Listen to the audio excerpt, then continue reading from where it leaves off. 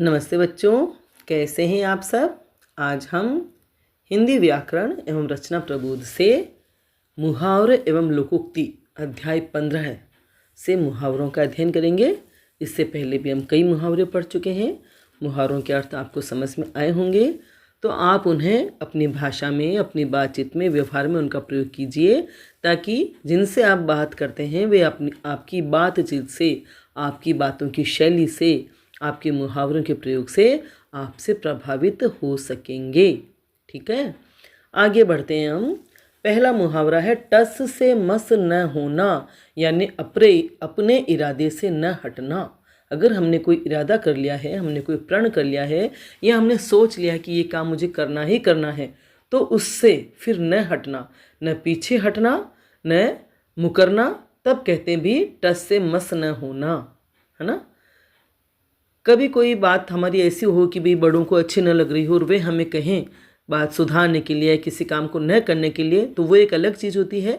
लेकिन तब भी जो ज़िद्दी होते हैं वे टस से मस नहीं होते, छोटे बच्चे होते हैं टस से मस नहीं होते, वह एक अलग बात होती है। लेकिन इसमें टस से मस न होने का अर्थ है कि अपने इरादे से, अपनी बात से, जो हम सोच रहे हैं उससे बिल्कुल पीछे न हटना, है ना। तब कहते हैं टस से मस नहीं होता। वह तो टस से मस नहीं होता, बस जो सोच लिया वह करके ही रहेगा, चाहे कुछ भी हो जाए। ठीक है, आगे है ठीकरा फोड़ना, यानी दोष लगाना, आरोप लगाना, है ना। कोई गलती हो जाए, कोई गड़बड़ हो जाए, चाहे हमारे किए हुए काम में हमसे ही गलती हो गई, काम खराब हो गया, काम बिगड़ गया, लेकिन उसका दोष खुद न लेना और दूसरों के सिर पर डालना, उसका आरोप लगाना कि भी उसने ये कर दिया इसलिए ये काम ऐसा हो गया या बिगड़ गया। तो कोई काम बिगड़ जाए, कोई योजना खराब हो जाए या कोई कार्य खराब हो जाए, तो उसका ठीकरा दूसरों के सर पे फोड़ना। जब दूसरों पे दोष लगाया जाता है तब ये मुहावरा कहा जाता है कि उसने तो इस बात का ठीकरा या इस गलती का ठीकरा दूसरों के सर पे फोड़ दिया, है ना। ऐसा होता रहता है, आप खबरें भी सुनते हैं। कभी कोई ऐसी घटनाएं होती है, दुर्घटनाएं होती है, तो कोई दोष को तो स्वीकार नहीं करते और अपने दोष को दूसरों के सर पे मढ़ देते हैं। तब कहते भी ठीकरा फोड़ना, दूसरों के सिर ठीकरा फोड़ना। अगला है ठोडी पर हाथ धरे बैठना, चिंता मग्न बैठना। कोई चिंता में होता है इंसान, कोई व्यक्ति, कोई भी किसी भी बात में मगन है, चिंता में मगन है, सोच में मगन है, तो वो ठोडी पर हाथ धर करके बैठता है। तो इस स्थिति को कहा जाता है चिंता मग्न होकर बैठता है वह कोई व्यक्ति, तब कहते भी ठोडी पर हाथ धर के बैठा है वह तो, या ठोडी पर हाथ धरे बैठा रहता है। हर समय चिंता मग्न रहना किसी का स्वभाव ही हो जाता है। ठकुर सुहाती बातें करना, ठकुर सुहाती, ठाकुर को सुहाए ऐसी बातें करना, यानी चापलूसी करना, सामने वाले को ऐसी बातें करना कि जो उसको अच्छी लगे, ताकि वो हमसे खुश रहे, या किसी को खुश करने के लिए उसको अच्छी लगे वो बातें करना, तब कहा जाता है ठकुर सुहाती कहना। अगला है ठगा सा रह जाना, यानी किम कर्तव्य विमूढ़ होना। किम कर्तव्य, क्या करूं क्या न करूं, ऐसी दशा होना, ऐसी अवस्था होना, सोच न पाना, निर्णय न ले पाना, ये तो होता है किम कर्तव्य विमूढ़ होना, है ना। ये लेकिन ठगा सा रह जाने का ये एकदम सही अर्थ नहीं होगा, किम कर्तव्य विमूढ़ होना। ठगा सा रह जाने में ये भी होता है कि हम कभी कभी ठगा सा महसूस करते हैं, ठगे से महसूस करते हैं। कोई हमारे साथ थोड़ा सा भी धोखा या ऐसा कुछ करता है तो हमें लगता है हम ठगे से रह गए। या कभी कभार कोई ऐसी आकर्षक स्थिति होती है या किसी दृश्य में या किसी व्यक्ति में इतना आकर्षण होता है कि हम ठगे से देखते रह जाते हैं, तब भी कहते भी ठगी सी रह गई मैं तो। मतलब ठगा जाए हम कभी तो भी ठगा से रह जाना होता है। किसी को देख के हम ठगे से रह जाते हैं कि बहुत ही सुंदर या आकर्षक होता है। और किम कर्तव्य विमूढ़ होना माने कि क्या करूँ क्या न करूँ, ऐसे असमंजस की स्थिति में पड़ जाना। ठीक है, अगला है डींग हाँकना, यानी व्यर्थ गप्पे लगाना, बड़ी बड़ी बातें करना, ऊंची ऊंची बातें करना जिनमें कोई सच्चाई नहीं है, वास्तविकता नहीं है, या हम ऐसा काम कर ही नहीं सकते, फिर भी हम ऐसी डींगे हाँकते हैं, तब कहते हैं व्यर्थ गप्पे लगाता है वो व्यक्ति तो डींगे हाँकता है, ऊंची ऊंची हाँकता है, डींगे हाँकता है, जबकि होना जाना उससे कुछ नहीं है। तब ये मुहावरा प्रयोग में लिया जाता है, जब कोई व्यर्थ की गप्पे लगाता है, बड़ी बड़ी बातें करता है ना। अपनी हैसियत से ज़्यादा की बातें करना, अपनी शक्ति से ज़्यादा की बातें करना। फिर अगला है डकार जाना, यानी किसी की वस्तु हड़प लेना, किसी की वस्तु, किसी का पैसा हड़प लिया और देने का भाव ही नहीं है, सामने वाले को भी उम्मीद नहीं है कि मुझे वह वापस मिलेगा, तब कहा जाता है डकार गया, है ना। चीज़ ऐसे हड़प जाते हैं, ले लेते हैं, धोखा दे देते हैं कि बस, तब कहा जाता है डकार जाना, कि उसने उसका पैसा डकार लिया। ठीक है, अगला है डंका बजना, यानी प्रभाव होना। हमारे घर के कोई बड़े बुजुर्ग हों या समाज में कोई प्रभावशाली व्यक्ति हों जिनका प्रभाव होता है, सब उनकी बात मानते हैं, है ना, इतना उनका प्रभाव होता है, तब कहते हैं कि भी उनका तो डंका बजता था उस ज़माने में, उनका तो डंका बजता था, उनका नाम लेके कहा जाता है कि उस ज़माने में या समाज में या हमारे घर परिवार में उनका तो डंका बजता था। मतलब उनका इतना प्रभाव होता था कि बस वो जो कह देते थे वो कर दिया जाता था या हो जाता था, है ना। डंके की चोट कहना, खुलेआम कहना या खुल्लम खुल्ला कहना, अगर हमारी बात सही है या हम सच्चे हैं या हम इतनी निडरता से कुछ कह देते हैं, खुलेआम कहते हैं, खुल्लम खुल्ला कहते हैं हम या कोई भी, तब कहते भी उसने तो डंके की चोट ये बात कही, है ना। डंके की चोट कहना मतलब खुलेआम कहना, खुल्लम खुल्ला कहना, बिना डरे बिना किसी बेधड़क होकर के कहना, तब ये बात की जाती है डंके की चोट कहना। अगला है डेढ़ चावल की खिचड़ी पकाना, यानी सबसे अलग राय होना। अपनी खिचड़ी अलग पकाना और डेढ़ चावल की खिचड़ी पकाना, दोनों का एक ही भाव है, एक ही अर्थ है। सबसे अलग राय होना, कोई अलग थलग रहता है या अलग ही तरह की अपनी बात रखता है या बिल्कुल अलग राय होती है तो कहते भी वो तो डेढ़ चावल की खिचड़ी या उसकी डेढ़ चावल की खिचड़ी तो पकती ही रहती है, या वो तो अपनी खिचड़ी अपनी खिचड़ी अलग ही पकाता है ना। 2.5 दिन की बादशाहत करना, यानी थोड़े समय का ऐश्वर्य मिलना, थोड़े समय का अधिकार मिलना, थोड़े समय के लिए बादशाही मिलना, है ना। बादशाह तो जो राजा होता है उसे कहते हैं बादशाह, मतलब बादशाह माने राजा होता है। जब जिसको सारे अधिकार मिलते हैं, निर्णय करने के अधिकार मिलते हैं, तब जब किसी व्यक्ति को थोड़े से समय के लिए अधिकार मिले और वह उस वक्त अपने आप को सर्वे सर्वा समझता है या दुरुपयोग भी करता है अपने अधिकार का, तब कहते भी 2.5 दिन की बादशाहत, है ना, कि उसे तो थोड़े से दिन समय के लिए या थोड़े से दिनों के लिए अधिकार मिला था। ढिंढोरा पीटना, अति प्रचारित करना, बहुत प्रचार कर दिया जाए किसी बात का, चाहे किसी की बुराई, किसी की निंदा है या किसी भी काम का, किसी योजना का बहुत प्रचार किया जाए तो कहते भी ढिंढोरा पीटना, है ना। ढिंढोरा पीट पीट करके बात का प्रचार करना, फैलाना, है ना। एक तो किसी योजनाओं की जानकारी, किन्हीं योजनाओं की जानकारी दी जाती है तो ढिंढोरा पीट करके, मतलब ढिंढोरा पीटना माने ढोल पीट पीट करके इस तरह से सूचित करना। कोई ऐसी खबरें होती है गांव में, नगर पालिका की, पंचायत समिति की कोई खबर होती है तो भी उसका प्रचार किया जाता है, तब कहते भी ढिंढोरा पीट दिया गया या ढिंढोरा पीटना इस बात का। या कभी कोई किसी के बारे में चारों तरफ बात फैलाता है तब भी कहा जाता है भी उसने तो ढिंढोरा ही पीट दिया इस बात का। ढोल में पोल होना, यानी सारहीन होना, जब कोई बात, किसी बात में कोई सार ही नहीं है, किसी घटना में कोई सार ही नहीं है लेकिन लोग बाग उस पर चर्चाएं करते रहते हैं, तब कहते हैं भी ढोल में पोल होना। ढोल देखा ना अपने, अंदर से पोला होता है, खाली होता है, लेकिन बाहर से जब थाप पड़ती तो वह बजता है। तो वैसे ही कुछ लोग होते हैं जो सारहीन बातें करते रहते हैं, तब कहते हैं ढोल में पोल होना। तलवे चाटना, वही तलवे चाटना, जूतियाँ चाटना, खुशामद करना, चापलूसी करना, किसी को खुश करने के लिए कोशिश करना, खुश करने वाली बातें करना, तब कहते हैं तलवे चाटना की भी वह तो तलवे चाटता है। अपने काम निकालने के लिए, अपने स्वार्थ साधने के लिए, अपना उल्लू सीधा करने के लिए किसी की खुशामद की जाती है, तब कहा जाता है कि वह तो तलवे चाटता है या उसके तलवे चाटता है। तिल का ताड़ करना, छोटी सी बात को बढ़ाना। तिल होता है बहुत छोटा सा और ताड़ का वृक्ष होता है बहुत लंबा ऊंचा, तो जब किसी छोटी सी बात को बहुत बढ़ा दिया जाए, बतंगड़ बना दिया जाता है किसी बात को, ये इस अर्थ में होती है कि कोई लड़ाई झगड़े वाली या मामूली से ऐसी बात होती है कि उसको अगर न खींची जाए तो शांति भी बनी रह सकती है, लेकिन उस बात को खूब खींच तान करके ऐसी स्थितियाँ बना दी जाए कि लड़ाई झगड़ा हो जाता है या वातावरण खराब हो जाता है, तब कहते हैं तिल का ताड़ कर दिया, है ना। बात का बतंगड़ बनाना, छोटी सी बात को बहुत ज़्यादा बढ़ा देना। तूती बोलना, वही प्रभाव होना। तूती बोलना माने प्रभाव होना, जैसे डंका अभी आया था ना, डंका बजना यानी प्रभाव होना, तो बस वही किसी की तूती बोलती है। कोई बहुत प्रतिष्ठित होते हैं, बहुत प्रभावशाली होते हैं, बहुत अच्छे व्यक्ति होते हैं तो उनका प्रभाव होता है ना, तब कहते भी उनकी तूती बोलती है। तलवार के घाट उतारना यानी मार डालना, किसी को मार देना, जान ले लेना, तलवार का वार करके जान ले लेना, तब कहते हैं उसको तलवार के घाट उतार दिया गया।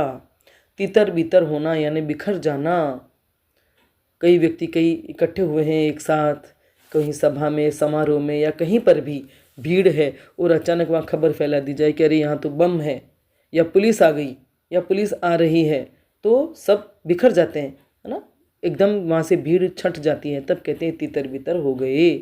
बच्चे भीड़ बना करके, झुंड बना करके कहीं बैठे होते हैं और अचानक टीचर आ जाता है क्लास में या प्रिंसिपल आ जाते हैं तो सब तितर बितर हो जाते हैं, है ना। तख्ता उल्टा, सरकार बदलना, तख्ता पलट देना, है ना, सरकार बदल देना। जनता अपने सोच समझ करके मतदान करती है या वोट देती है, किसी का शासन पसंद नहीं आया तो वह अपने वोट से, अपने मत से, अपनी ताकत से तख्ता उलट देती है यानी सरकार बदल देती है। तो जब सरकार बदल दी जाती है, जनता सरकार बदल देती है, तब कहते हैं भी जनता ने तख्ता उलट दिया।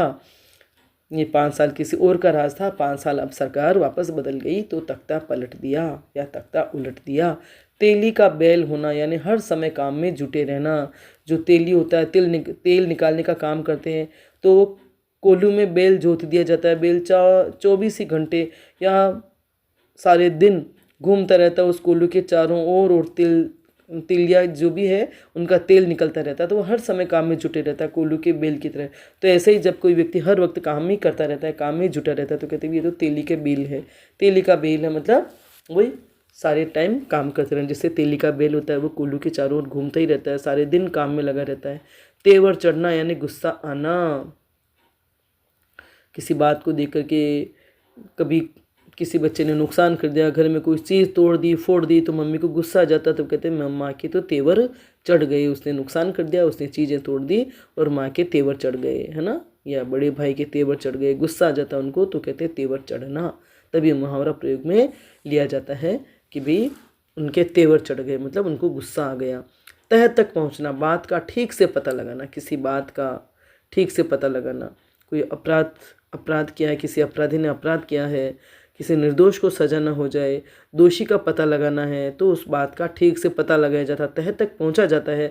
अपराध की तह तक पहुंचा जाता है, किसी घटना की तह तक पहुंचा जाता है, बात की तह तक पहुंचा जाता है, ताकि सारी जानकारी ढंग से हो सके, कोई गलत बात न हो जाए, गलत फहमी न हो जाए, गलत को सजा न मिल जाए, गलत को डांट न दिया जाए। तब कहा जाता है तह तक पहुँचना, कि बात की तह तक पहुँचो, सारी बात का ठीक से पता लगाओ, उसके बाद आगे की बात करो या आगे का निर्णय करो। तांता बंधना, आने का क्रम न रुकना। कोई खुशी की बात हुई है, हमारे घर में खुशी का कार्यक्रम है, कोई बच्चा बहुत अच्छे नंबर लेके आया है, तो बधाई देने वालों का तांता लग जाता है। कोई घर में किसी बच्चे का जन्म हुआ है, विवाह का कार्यक्रम है, तो आने वालों का तांता बंधना, मतलब आने जाने वाले आते रहते हैं, बधाई देते हैं या खुशी के काम में शामिल होने के लिए, तो कहते भी तांता ही बंध गया लोगों का, तो आने का क्रम ही नहीं रुका, आने आ भी रहे हैं जा भी रहे हैं, तांता बंध गया, है ना, सिलसिला चल ही रहा है। तारे गिनना यानी बेचैनी से रात गुजारना। कोई चिंता हो, कोई परेशानी हो, किसी कारण से नींद ना आए, तो कहा जाता है भी तारे गिनना।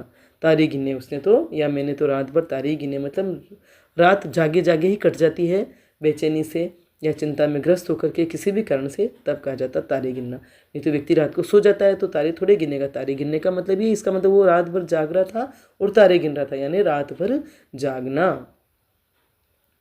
अगला है ताव देखना। ताव देखना माने अंदाज़ा लगाना, यानी किसी का मूड देखना, किसी का किस वक्त कैसा मूड है, उसको मूड को देख करके व्यवहार करना। तो अंदाज़ा लगाना कि भी अच्छा मूड है तो हम ये काम की बात कहें, ख़राब मूड है तो अभी हम बचे रहें, बात न करें, नहीं तो अभी तेवर चढ़ जाएंगे। तो ताव देखना माने मूड का अंदाज़ा लगाना। थूक कर चाटना, अपनी बात से फिरना। हमने कोई बात कही, खुद ही बात की, खुद ने कोई निर्णय लिया, खुद ने कोई डिसीजन लिया, और फिर बाद में खुद की बात से मुकर जाएं, वही बात न करें, वो काम न करें, तब कहते भी थूक कर चाट गया।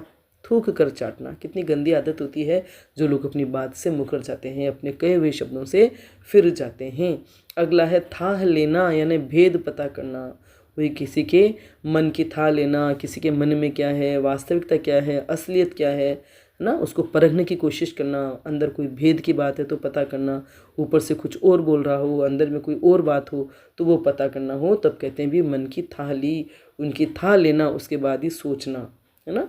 थाह लेना माने मन का भेद, मन की वास्तविकता की जानकारी लेना, उसके मन को परख लेना। अगला है दांत खट्टे करना, यानी परास्त करना।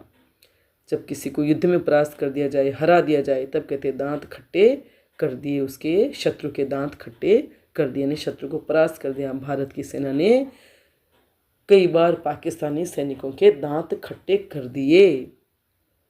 अगला है दांतों तले उंगली दबाना, आश्चर्यचकित होना। छोटे बच्चे कोई ऐसा काम कर जाते हैं कि हम दांतों तले उंगली दबा देते हैं, जैसे बहुत आश्चर्यचकित हो जाते हैं। छोटी बच्ची का नृत्य देख करके, छोटी सी बालिका का इतना शानदार नृत्य देख करके सभी ने दांतों तले उंगली दबा दी, यानी आश्चर्यचकित हो गए। अगला है दाहिना हाथ होना, विश्वास पात्र होना, है ना। कोई किसी पर बहुत विश्वास करता है, उसके साथ साथ बना रहता है, मतलब कोई भी बड़ा व्यक्ति है या कोई भी है जिसका कोई विश्वास पात्र होता है, जो उसके साथ साथ रह करके ही काम करता है, वो उसकी सलाह के बगैर काम नहीं करता है, उस पर आंख बंद करके विश्वास करता है और अपने सब काम सौंप देता है, तब कहते भी हो तो उसका दाहिना हाथ है, यानी उसका काम वही करता है, है ना। किसी व्यक्ति का काम कोई दूसरा व्यक्ति ही करता है, 100% करता है, हर हाल में करता है, वह कहे न कहे या पूरा विश्वास करता है व्यक्ति और उसका काम किया जाता है, तब कहते हैं वह तो उसका दाहिना हाथ है। जैसे बीरबली सही अकबर के दाहिने हाथ थे। अगला है दाल में काला होना। दाल में काला होना, शक होना, पूरा विश्वास न होना, कोई गड़बड़ लगना, किसी गड़बड़ी की शंका होना, है ना, पूरी बात सच न होना, पूरी बात सच न लगना, तब कहते हैं, या शक करते हैं तब कहते हैं दाल में कुछ काला है। दाल में कुछ काला है यानी कोई बात गड़बड़ है, शक शुबह वाली कोई बात होती है, तब ये मुहावरा प्रयोग में लिया जाता है। ठीक है। दाहिना हाथ होना माने उसके बगैर उसका काम ही नहीं चलना, है ना। पूरी जिम्मेदारी कोई व्यक्ति अपने साथ वाले पे डाल देता है, जिस पर वो बहुत भरोसा करता है, तब कहा जाता है कि वह उसका दाहिना हाथ है।